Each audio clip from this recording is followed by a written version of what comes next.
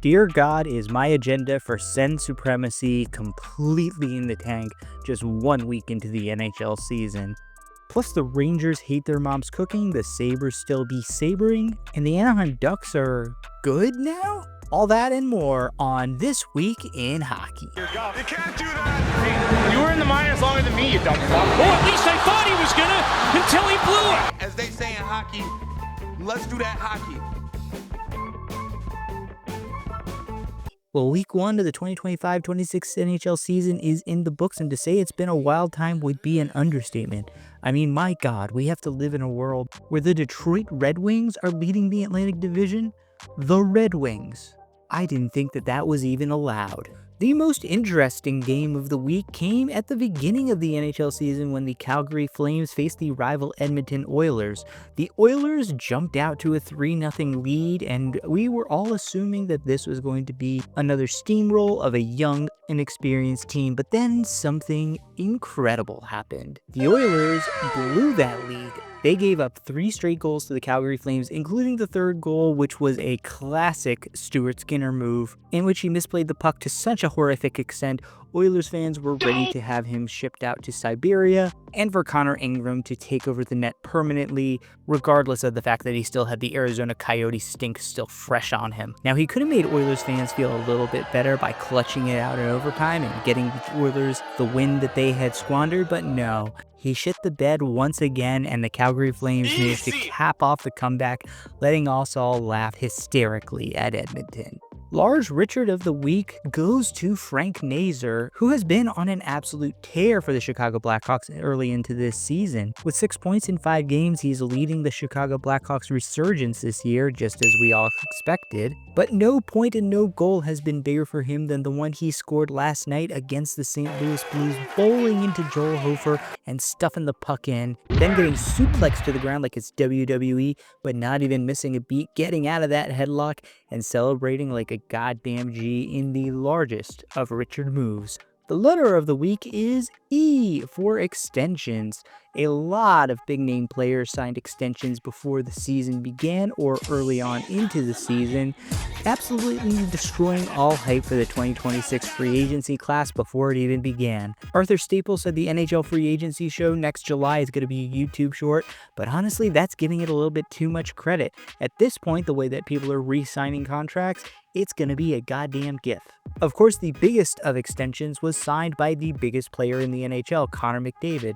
After a summer of consternation by Oilers fans, McJesus finally signed his extension for only 2 years, but a very team-friendly $12.5 million a year. And you know what? I gotta say what everybody else is thinking. How goddamn selfish of Connor McDavid to sign for such a low amount. Think of all those other superstars who now have to go to their fan bases and explain why they weren't willing to take a pay cut in order to help out the team. You can see players like Tyler Myers are already taking it out on McJesus, giving him the old 1-2 doorman shot as recompense for his selfishness. But McDavid wasn't the only Oiler to re-sign. They also got Mattias Ekholm locked up to a 3-year contract with an average annual salary of $4 million, and defenseman Jake Wallman to a 7x7. Leave it to Stan Bowman to thank Connor McDavid for his generosity and being a team player by using that cap space he freed up for them to overpay 2 mediocre defensemen. But McDavid wasn't the only superstar whose number was coming up who inked an extension. Jack Eichel re-signed with the Vegas Golden Knights for an 8-year contract worth $13.5 million a year. Good for you, get your money, Jack. Just don't blow it all at the casino or on unnecessary surgeries. Oh, sorry, that last part was written by the Buffalo Sabres medical team. And Kyle fucking Connor inked an extension with the Winnipeg Jets for 8 years and $12 million a year. And just like his initial slogan, that contract is finger-licking good. The really he scored for this week goes to Ryan Reeves, who managed to score in one of his first games as a San Jose Shark this year. Reeves comes down the wing with speed, gets by a defender, and tucks the puck past the goaltender with a very beautiful play, a brand new sentence that nobody has ever uttered in the history of this planet. Ducks defenseman Drew Helleson and goaltender Peter Mrazek should probably go into hiding right now for allowing themselves to get posterized by probably the least skilled player in the entire National Hockey League. The whoopsie doodle of the week could go to Joel Hofer, who gave up an absolutely brutal goal to the Chicago Blackhawks last night, but it has to go to none other than Alex Nedeljkovic of the San Jose Sharks, who basically single-handedly lost the Sharks a hard-fought game against the Vegas Golden Knights. First by doing his best Vesa Toskala impression and letting in an absolute tiddlywink of a goal from center ice, and then in overtime by coming out, misplaying the puck, having his controller disconnect, and giving it away to Riley Smith, who got the easiest goal to be scored in the NHL this year. Not often that you see a goaltender giving up two absolute gifts of goals to the opposing team, but hey, that's just life for the San Jose Sharks. This week's GOAT of the week, and I don't mean greatest of all time, goes to none other than Logan Mailloux of the St. Louis Blues, who last night put up the worst single-game performance of any player in the NHL, according to Hockey Stat Cards, a game in which he was -4.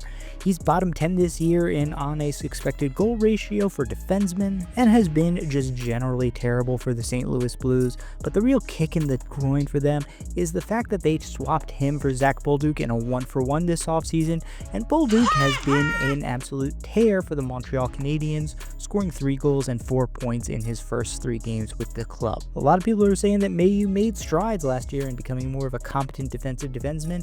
Well, it looks like he is moonwalking right back to where he was, because as of right now, he is one of the most unplayable defensemen in the entire NHL. The number of the week is 0, which is the number of goals that the New York Rangers have scored at Madison Square Garden this year. This team is absolutely inept when it comes to playing in front of their home crowd, but luckily for the rest of us, it means that we haven't had to hear their fans do that stupid "Whoa, let's go Rangers" bullshit at all this year. And it's not even like these guys got shut out by the elite goaltenders of the NHL. They got shut out by guys like Arturs Shilvos and Charlie Lindgren. And worse yet, Igor Shesterkin was absolutely on fire in those 3 games and currently has a 97 save percentage on the year despite only having 2 wins. Please God, get this guy some run support, because right now he's basically the Paul Skeens of the NHL. Boomstick of the week goes to Colorado's Josh Manson, who laid this absolute gem of a hit on Warren Foegele in a dust-up between the Colorado Avalanche and LA Kings. The Avs are off to a strong 3-0-1 start to this year and look to once again be one of the best teams in the Central Division. What the fuck is that of the week belongs to the Utah Mammoth, who revealed their new mascot, Tusky, in a game last night, a mascot that looks like if Manny from Ice Age owed his crack dealer a lot of money. All that being said, I love the little show and dance that they did, having him break out of the ice cube, and I love the fact that we now have an Ice Age rivalry between the Mammoth and the Nashville Predators. I say, let's get some more of those themed rivalries. Have some team rename themselves to the Polar Bears and have an Arctic-Antarctic rivalry with the Pittsburgh Penguins. And finally, villain of the week belongs to none other than the NHL schedule makers. How do you go into the first weekend of the NHL season and have no games on the first Friday night? The schedule is set up to have 14 games on the first Thursday and then 16 on the first Saturday, which is just bonkers because it meant that there were 2 days where you had one combined game between them and no games on the Friday night. Just an absolute shit show by the NHL schedule makers, but hey, anything to keep the bottoming out Senators from being on our TV screens, I guess.